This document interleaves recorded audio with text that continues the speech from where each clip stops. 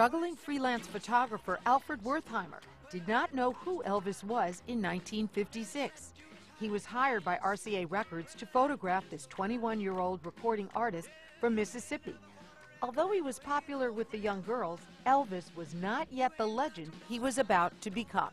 He rode with Elvis on the train. He went with Elvis to dinner. You don't find that ever again in this kind of photojournalist mode. Plus the fact that he recognized that, maybe I shouldn't say, he didn't recognize how great this guy was going to really be.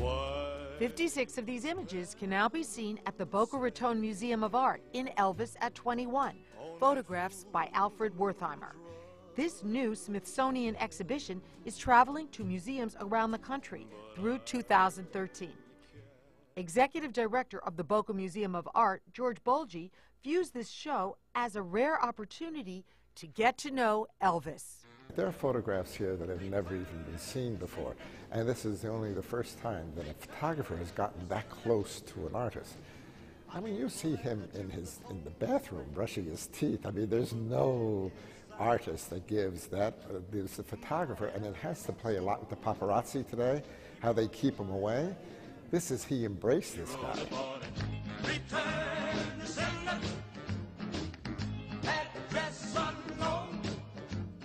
Vic Olson from Minnesota, who was visiting the museum, was taken with these rare photographs of Elvis. As I walked around the exhibit, first of all, I just admire the really difficult technological challenges of doing black and white.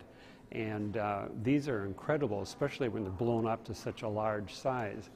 But many of the photos really show the juxtaposition between the cultures that Elvis spanned.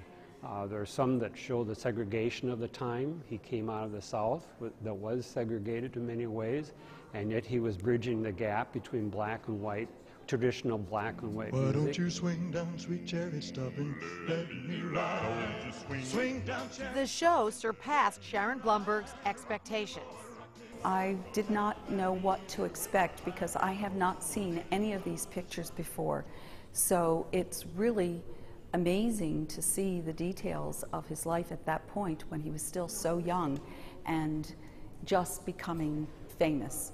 And of course the behind the scenes and learning the little intricacies of his behavior with women, which, you know, I thought I knew, but to actually see it and read it seems, you know, more real.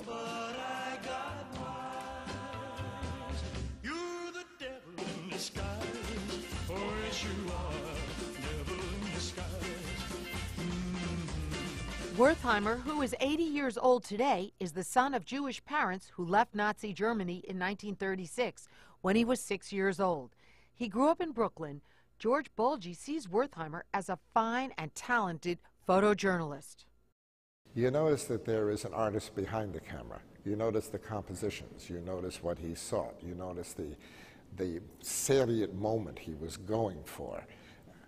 You know, all I can tell you is that if you simply take a photograph, if you're lucky enough even to be in a position to recognize, like Wertheimer said, when he was walking away from that train, I could have gotten my baggage, I'd packed my suitcase and followed him, but I would lose the fact that here he is, a guy in isolation, not surrounded by anybody, no preconceived crowds. This is the kid just walking away to go home because it's closer. He said, I dropped everything and I shot.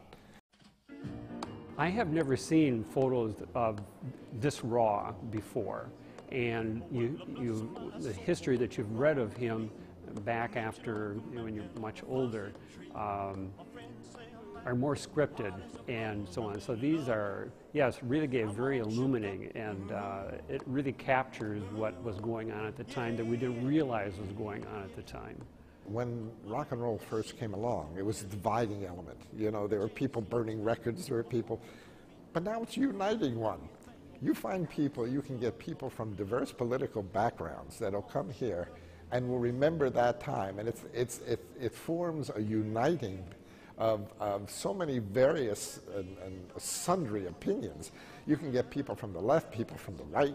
They come here, but they remember Elvis and when I was a kid, and when we're going to get back to that time, and when we all were apart and proud of being apart. And that's what really, if a museum is functioning, it shouldn't be just this storehouse. It should be the closet reminding you about your past glories.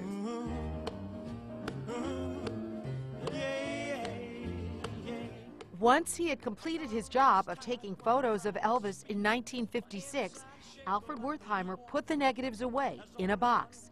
He left professional photography and went into business. It was not until Elvis died in 1977 that the foundation contacted him. Wertheimer's old photos of Elvis were valuable once again. Elvis, I think, changed greatly during his life. I mean, the pressures that made him what he was changed his character. But if you want to see what he was, the original clay that they had to work with, you look at this show. You ain't never caught a rabbit. You ain't no friend of mine.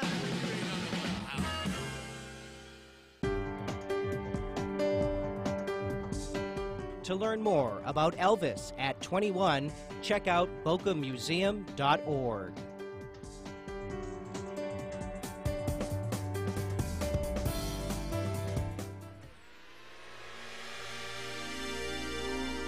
The preceding program was a production of WLRN Public Television.